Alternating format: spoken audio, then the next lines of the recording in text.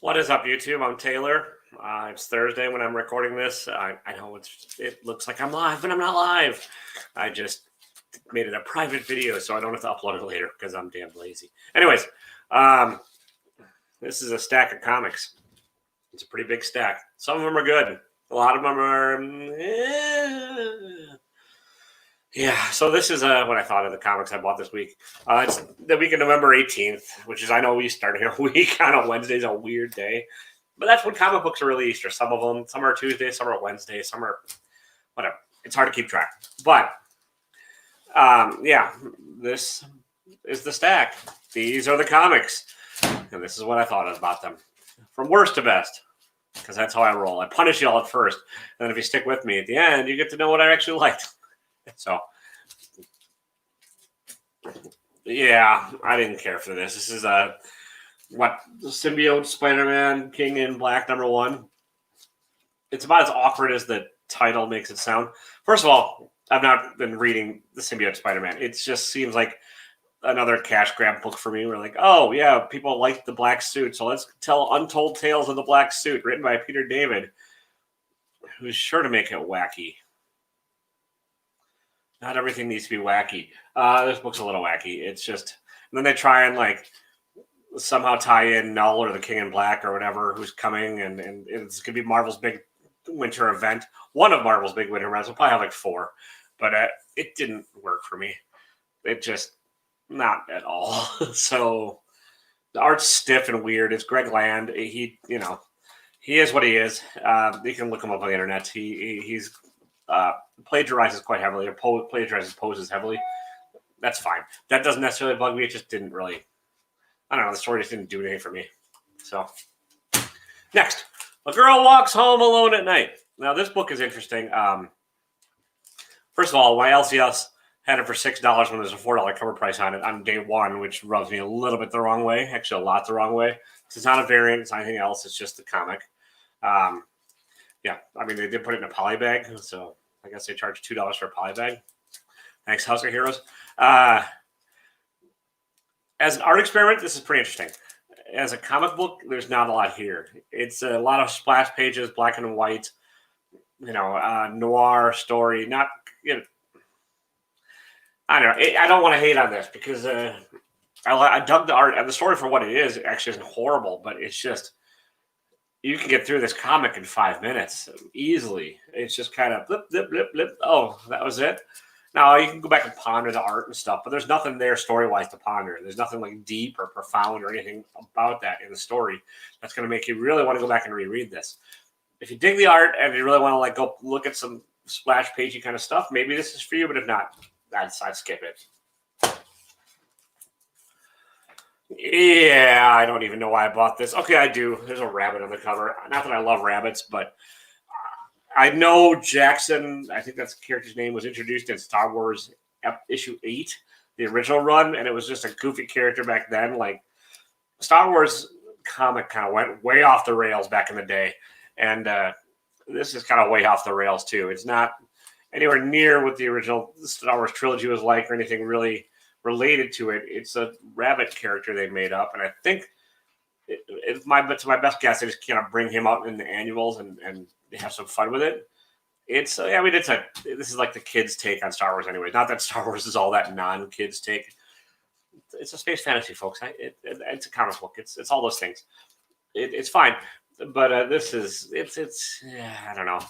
If you like the character, get it. It might have something there for you. If not, no need. Speaking of no need, we're into the X of Swords mess. X of Swords started off pretty strong. Started off, with what they had the promise of being like sword fights and cool stuff and big and X-Men-y and everything you kind of want in an event, or I want in an event. Anyways, I'm not going to try to speak for you. You may want something different. You may want goofy eating contests and rigged strangeness and what seems like weirdly low stakes for something, even though characters die. And I don't know. I'm glad it's almost over. I'm glad the last 3 are actually written by Hickman. This just seems strange. This is Cable being Cable-y, young Cable, angsty young Cable, learns a valuable life lesson by getting the crap kicked out of him in said X of Swords contest. It's better than the Wolverine, but it's just still not great. Marvel Now something or other. I don't even honestly know the title. There's a bunch of covers to this. It's Marvel giving Indigenous Voices short story where the writer, I think the artist, I think everybody involved is Native American, and it's a cool idea. The stories are okay; they're not horrible. I like the cover artist, and I like what he I believe that he is doing. And like if they give this person more cover work, that'd be great. If they actually like let them see how it translates to a real story, that'd be cool. It's not in this book, but I think it'd be really interesting to see if some of this more stylized take on stuff would translate well into comics. I'd probably pick it up just to give that a shot. Again, it's not a horrible. It's kind of average, I guess, the stories. Dark Knight's Death Metal number 5. The cover's cool. The story is just weird. I mean, it was weird to begin with. It's over the top and it's all that. But now it's like crisis energy versus anti-crisis energy versus love will save the day by destroying the earth. I don't know what's going on. It's going to shake stuff up, hopefully. Hopefully there's actual consequences to this. If not, I don't know. Again, I just maybe I might add event exhaustion, but this is better than the X of Swords stuff. But some of the tangential stuff they've thrown in other issues you don't need. There's also some weird stuff in here where like a couple of pages are very dark and they're splash pages. Just bizarre choices, I think, or the colorist didn't compensate for the paper or something, or the printer screwed up. But it is what it is. Again, cover's cool. But I'm just sick of many forms of evil Batman, I guess. I don't know. Oh, Devil's Red Bride number 2. First one was better. This one's not bad. It's like Mulan, but bloody. God, really. I mean, yeah, woman pretends to be a man so she can revenge and kill and protect and slice and dice and Cuisinart and cool looking. Actually still pretty light on the story. Not bad. We're in the not bad section of the week, which is kind of tricky to review. Because I didn't hate the stuff, but there's nothing really especially great about any of these current things. So, Hellions. This picks up after the last issue of Hellions, and it's like the Hellions trying to like sort of stop what's going on in the X of Swords and be tricky, but then they take a wrong turn and get their ass whooped, and Mr. Sinister is sinister and tricky.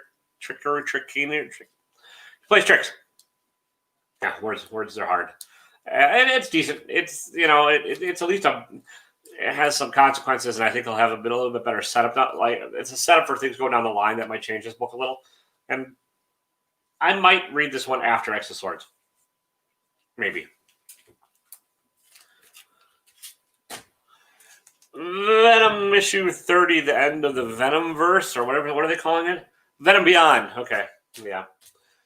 I'm glad this arc is over. I don't know what they're going to do for covers and stuff after this because, boy, are they banking on characters that, not to spoil things, but like, it's Donny Cates. He right? Yeah. Donny Cates and James Tynion both do this. They both just make up new characters and throw them against the wall and see what sticks. There's been a lot of throwing against the wall to see what sticks here, and I don't think a lot of these characters are going to have lasting value and stuff. So, I don't know. It's a setup for King in Black, and it kind of wraps up the storyline with a few little consequences, I guess. Maybe. Ish. Okay. I have not read Black Hammer yet. I have the first omnibus, and it's sitting there, and I wanted to read it and do a review of it. I just haven't gotten to it. And so this is a character I'm unfamiliar with called Barbalian. It's a red Martian that can change shape and look human. It's a amalgam, whatever. Stand-in. Words are hard, people, especially when you don't know the word. It's a stand-in for Martian Manhunter. It's sort of, what if the Martian Manhunter were gay in the 90s, or gay during the AIDS crisis, and still a cop, or still as a cop as the human form? And how would that work? Interesting idea. I'll read the second one. I'm kind of curious to see where this one's going. Yeah, it's sort of using the 80s and science fiction to talk about today a little bit too. Not in a bad way, not in a super ham-fisted way, but I mean the 80s part's pretty heavy-handed, which is fine. I mean, it's the point of the story. But if you think about it a little bit, it also ties into some stuff going on today. So interesting. Justice League Death Metal, A League Defeated. This is Josh Williamson's last issue on the book, I think. Don't know what they're going to do next. I don't think who knows. It's Nightwing leading the team and winging it. That's really it. There's a longer thing in the book. Not spoiling a whole lot by saying that. It's just kind of well drawn, illustrated, lighthearted-ish for being end of the world, super evil, everyone's going to die romp. But yeah, it's fun. It's decent. Okay, Fantastic Four 26. I read 25. I liked it. And I was like, maybe I'll pick up 26 and see if Dan Slott's not the evil bastard I think he is. Dan Slott's good on this book in the past 2 issues, anyways. I don't want to give him too much credit because they'll probably throw it right off the rails soon. But I enjoyed this. It's got everything you want, or I want, or people expect. I think in a well-written Fantastic Four story. There's family. There's intergalactic trauma. There's Reed being a little bit of Reed. Lots of characters to juggle, and they don't get enough time. That's kind of my complaint with the Fantastic Four in general. Is they just kept expanding the cast of the family and all that. And I don't know who half of them are. It doesn't really matter. You don't have enough going on with them to really care.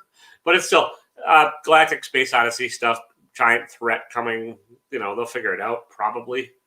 But there'll be consequences probably. It's good. It's not great, but it's good. Okay, A Dark Interlude number 1. This is a weird ass book.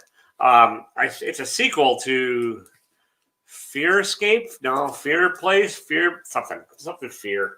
I'll look it up. I'm not going to put any notes because that's effort. I didn't know it was a sequel.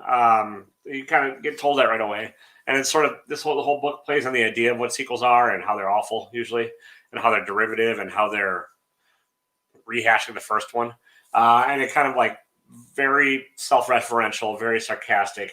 That I'm sort of omnipotent narrator, but he's probably a flawed narrator. There's also an alternate reality that might or might not be a video game. I'm not entirely sure, but it's intriguing.